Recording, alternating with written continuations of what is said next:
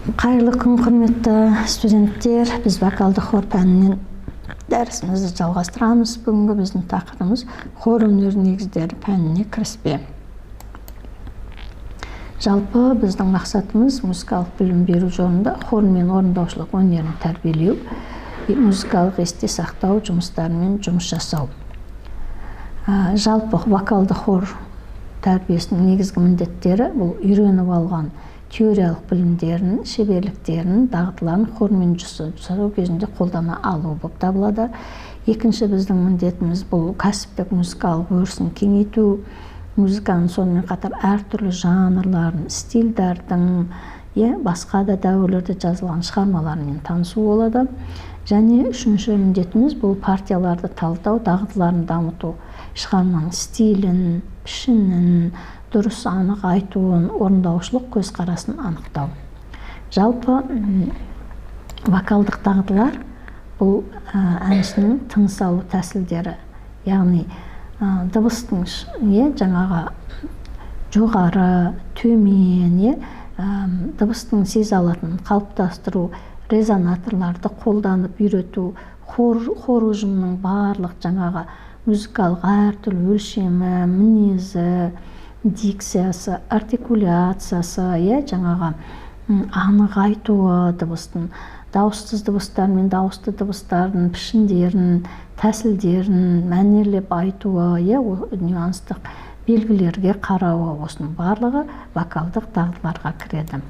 Ал хордағы дағдылар бұл ансамбль, оның түрлері ырғақтық, екпіндік, серпінділік, тембрлік, дикциялық, яғни дыбыс үндестігі таза интонациямен бастапқы үндестікті сақтай алу, мажор, минор гаммаларын, бұл жерде мажор дегеніміз көңілді, ашық, минор бұл мұңды, жаңа шығармаларда осы интонацияларды дұрыс айта білулерді, аккордтарды, интервалдарды, тағы да басқа жаңағы партияларды айтқан кезде қарап отырып, шығармаға кезекпен тыныс алу әдістерін дирижердің жаңағы қолына бойынша айту. Осы дағдылар хордың дағдыларына кіреді.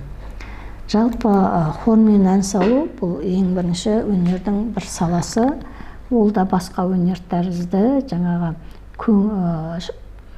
адамның көңіл күйін, эмоционалды психологиялық қалпын, хор әншілерінің музыкалық, эстетикалық мәдениетін қалыптастыру болып табылады.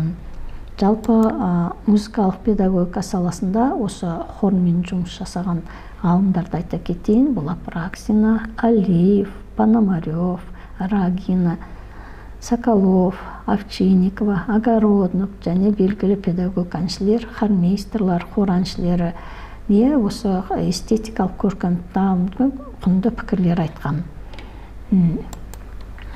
Хормен ән салуды жаңағы айтатын болсақ, Ушинскийдің сөзімен былай дейді: хормен ән салу кереметті пәрменді педагогикалық құрал.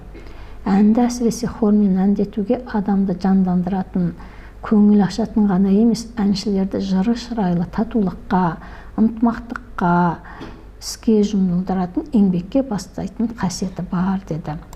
Ал енді Грозденская былай дейді: ән салуға үйрете отырып, біздер тек әні орындау сапасын ғана емес, әншілердің талғампаздылығына ықпал ететін әнді орындау сапасына көңіл бөлуіміз керек дейді. Сондықтан да өте орынды біз ән айту кезінде осы ғалымдардың айтылғанын біз қолдануымыз керекпіз. Расында да әннің де жаңағы әні бар деп, Абай атамыз айтқандай тыңдары бар деп, яғни әнді орындаудың кезінде қалай болсын солай айтпай, оның сапасына көңіл бөлуіміз керек. Ол 100 адам бола ма, ол 2 адам бола ма, ол 5 адам бола ма, әнді анық, сапасына қарай айтқызып үйрету ол біздің міндетіміз болып табылады.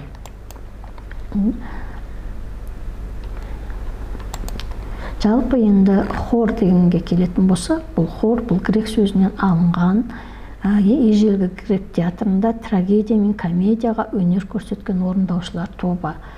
Яғни бұл біздің эрамызға дейін 4-ші ғасырдың аяғында хор театр спектакльдерінде, ол тек халық мерекелерінде ғана бой көрсетіп отырған. Біздің елімізде хор мен ән айту бұл халықтық сүйіп тыңдайтын немесе көпшілікті қамтитын өнер жанрының бірі болып табылады.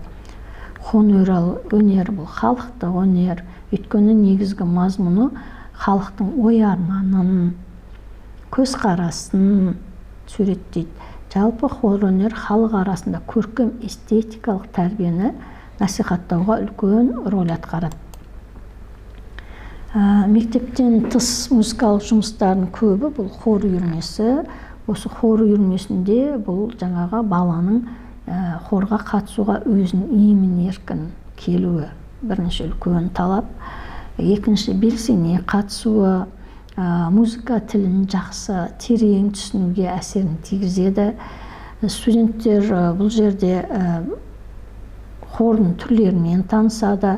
Мысалы, ерлер хоры, академиялық хор, халықтық хор, концерттік хор деп балаларға осы хордың бірнеше түрін, жаңағы әр түрлі хордың осы түрлерін видео арқылы көрсетіп, оқушылардың қызығушылықтарын, музыкалға деген ой өрісін кеңейтуге болады. Хор үйірмесінің негізгі міндеті бұнда кіші сынып оқушылары, яғни кішкентайлар хоры деп атаймыз, 1-2 сынып, көбінде 3-ші сынып оқушыларында қатыстыруға болады. Орта сынып оқушылары дейміз, жаңағы 3-ші, 4-ші, 5-ші сынып оқушыларын, және жоғары сынып оқушыларында хор бұлар жаңағы әсіресе 8-9 сыныптың оқушыларында қыз балалардың дауыстары өте қажет болады. Ол туралы біз кейінгі сабақтарда партиялар бойынша сіздермен танысамыз. Жалпы хор бұл вокалдық ансамбльдердің ішіндегі орындаушылар саны жағынан ең үлкені. Яғни хорда шығармаларды сүйемелдеп де, сүйемелдеусіз де, сүйемелдеусіз, яғни акапеллада айтуға болады. Хор ұжымының жаңағы ән айту кезінде біріншіден оның техникасын жетілдіруге, есте сақтау қабілетін дамытуға, шығарманы құбылтып айтуға бұл үлкен әсерін тигізеді. Әсіресе халық әндерін, немесе шет ел дейміз, немесе балалар әндерін айту кезінде үлкен жаңағы шығармашылық жұмыстар атқарылады. Жалпы хор өнері шығармашылық бағытына қарай екіге бөлінеді. Бұл академиялық хор және халықтық хор дейміз. Академиялық хор дегеніміз бұл өз шығармаларында және орындаушылық өнерінде белгілі бір жоғары музыкалық оқу орындарын ән айту заңдылықтарына сүйенеді. Яғни кәсіби мамандар, арнайы білімі музыкалық бар деген сөз. Яғни академиялық ән айту бұл музыкалық дыбысты дөңгелектеп, сәл жабық, өте жұмсақ, жағымды дауыспен айтуға талап етеді. Сахнада академиялық хорлар бұлар дирижермен айтылып, автордың жазған партитурасы қатаң сақталады. Мысалы үшін қазіргі кезде халыққа қызмет көрсетіп жүрген мақтаулы академиялық хор бар.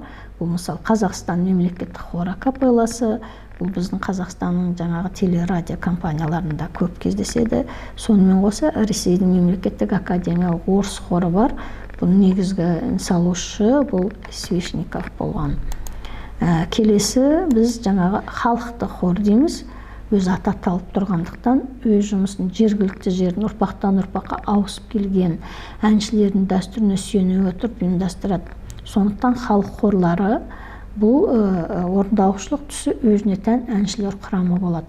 Яғни ауыздан ауызға, ұрпақтан ұрпаққа жеткізілген әндер, халық әндері, көбіне. Академиялық хорларда әйелдер, ерлер дауысы тең болатын болса, халықтық хорда кейде әйелдер дауысы басым болады. Халық хорларда сахнада дирижерсіз де орындауға болады. Өйткені кейде ол тек хор емес, басқа да жанрлар бар. Мысалы, би, ән, фольклор, жаңағы аспаппен орындауға болады. Бұлардың халық хорындағы әншілердің үнділігі ашық дауыс тембірмен ерекшеленеді. Бұлар жаңағы академиялық хор сияқты жабық, үндес дыбыстар емес.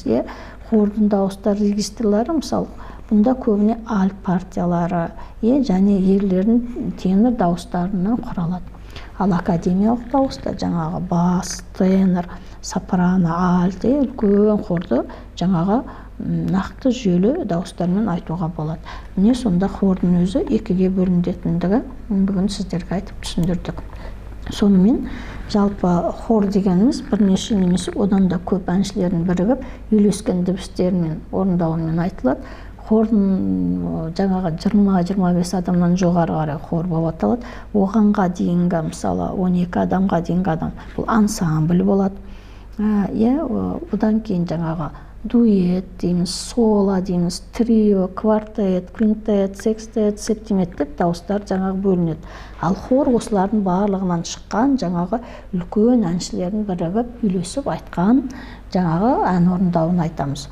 Хор өзінің орындаушылығымен, мазмұнымен, сипатымен және техникалық әсемдеу жағымен үлкен жаңағы бір топ болып бөлінеді. Сонымен қоса хор аспаптық музыкалық топ сияқты хорда вокалды ұйымдастырған бағыты бар. Саздық жандық тыңдауларымен бірге орындаушылық шеберлігімен де күрделетіп көрсете алады. Орындаушылық қабілетін жоғары санада ашықтайтын сазды түрі қазіргі таңда бізде әлемге әйгілі. Міне сонымен құрметті студенттер, бүгін біз сіздермен осы хордың не екендігін, хордың қандай түрі бар екендігін, олардың қалай ерекшеліктерін, қалай орындалатын туралы сіздермен таныстық. Тыңдағандарыңызға рахмет.